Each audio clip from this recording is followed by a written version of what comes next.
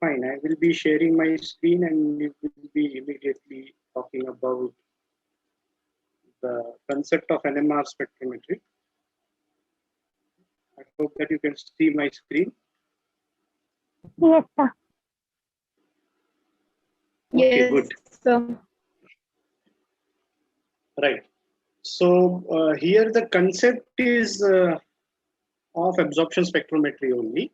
However, as we are moving much ahead from in terms of the energy values, because we are now going to consider the energy which falls in the microwave region, uh, microwave and radio wave. This energy of light is very low, and hence it is completely unable to bring about electronic transitions, cannot even bring about vibrational transitions. But the transitions which are associated with this amount of energy are nuclear transitions. Like especially in the microwave region, the nuclear transitions are pretty common. And however, in order to make these transitions happen, you need an external magnetic field also. Okay. So nuclei, now what kind of transition we are talking about here? These are not nuclear fission type of transitions. Okay.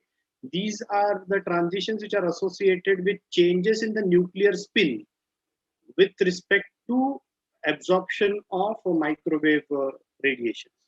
So the frequency or the energy value which is going to be responsible for change in the nuclear spin, that energy will be confined to the region of electromagnetic spectrum, which is the microwave region. So the energy that is required for changing the nuclear spin transition will be considered in NMR spectrometry. And this is considered to be the one of the most safest way of precisely predicting the structure of the molecule. Okay. Uh, all forms of spectrometries are related with structural prediction, but as we are growing from say UV visible to infrared to NMR, the precision of structural prediction is actually going to increase several folds. So like in UV visible, we are considering the absorption which is associated with the chromophore, like we talked about tryptophan's absorption. This is an entire component of the protein, and we actually missed out on uh, understanding that how tryptophan fluorescence or how tyrosine absorption can give you a very good deal of information about location of these amino acids within the protein. That can be done just by using UV visible spectrometry. Infrared spectrometry goes one step ahead. It talks about what type of groups or what type of bonds are present within the molecule and in what environment they are present. That means what is the molecular environment in which, say, the carbon-nitrogen bond is present, how the orientation of carbon-nitrogen bond is. That is told to you by infrared. NMR tells you very precisely that which group exactly you're looking at. That means you can identify the group within the molecule, and hence you can predict about the entire molecular structure and talk about that what all groups are combining together in what way in order to form that particular molecule. So NMR spectrometry is one of the most precise way of predicting molecular structures. Okay, and most importantly, when you are talking about UV visible, there is, because there is change in electronic configuration, there is some change with respect to the molecular behavior. In infrared, because there is thermal transition happening, there will be certain change with respect to molecular structure as well during infrared absorption spectrometry. Also, you cannot use normal aqueous media there. But in NMR, all these things are taken care of, because here you are considering nuclear transition, and that too associated with spin changes of the nucleus, and the energy associated with transition is so low that there will be hardly any drastic molecular level alteration that will be happening during NMR spectrometry. So this becomes a very, very handy tool. However, it's quite a complicated theory behind it. So let us go into understanding the theory behind NMR spectrometry. First of all, you need to imagine how the nucleus is going to be oriented for having a particular spin nature, and what is responsible for nuclear spin. And based upon that, we will try and design something, okay, in understanding NMR spectrometric analysis. So as we can see that nucleus, obviously we know that nucleus is consisting of protons as well as neutrons. Neutrons are uncharged. So essentially nucleus is having a positive charge because of presence of protons. And a positive charge that means this positively charged nucleus is also having a spin to it. Okay. So when any charged entity is having a spin, then it generates a magnetic field, right? You know this, correct? I believe that you know this. Yes, sir. Okay, so a spinning charge can give rise to a magnetic field. And when you are talking about magnetic field, then there is one more term that comes up, which is called as the magnetic moment. Okay, now imagine this. Now we will understand this in a stepwise manner. Imagine this, that a nucleus, which is a spinning charge, is somewhat like a bar magnet, which is shown over here with a north pole and a south pole. Okay, uh, so that you can understand that how the magnetic movement, the direction of the magnetic movement is oriented. So whenever we actually orient it, it's we always show the north pole as the top one. So the arrow is directed like this. Now imagine that when you are putting such a magnet in presence of an external magnetic field, what will happen according to you?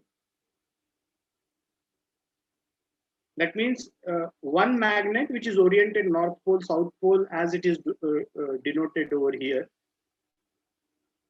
and you place another magnet which is a bigger one near it. What will happen to this north pole, south pole oriented magnet?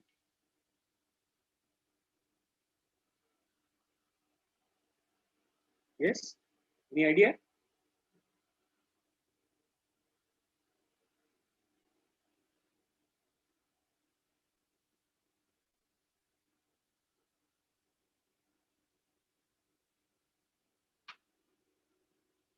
Yes. Okay, did you get the question first of all?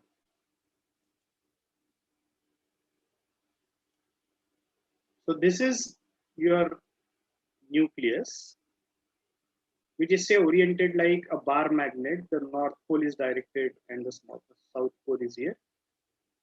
So imagine that you are placing another magnet here very near to it. What will happen to this magnet?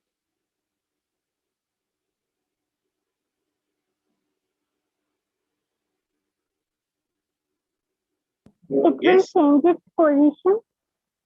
Yes, it will change its position with respect to the external magnetic field applied, right? Now imagine that the external magnetic field is having its, now see, you can see here, like when you draw a magnet, the magnetic lines of forces are drawn like this, correct? As they are coming out from the magnet, somewhat like this.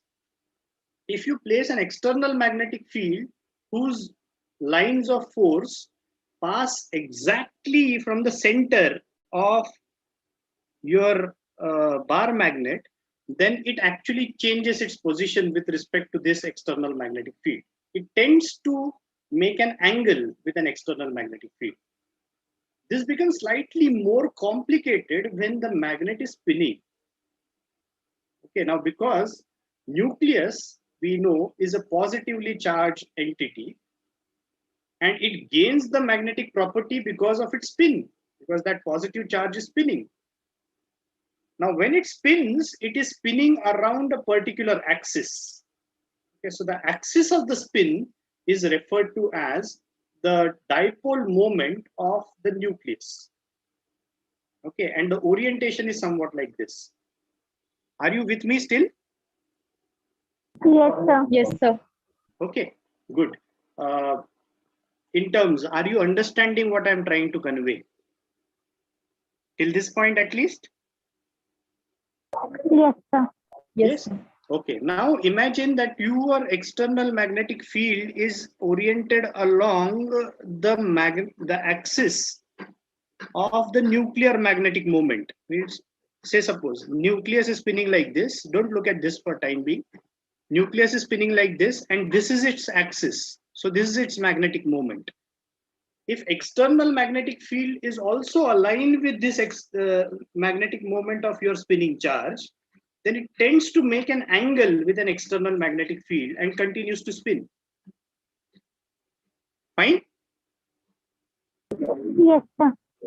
And this, with this angle, this magnetic moment also tends to have a rotational movement around the external magnetic field applied.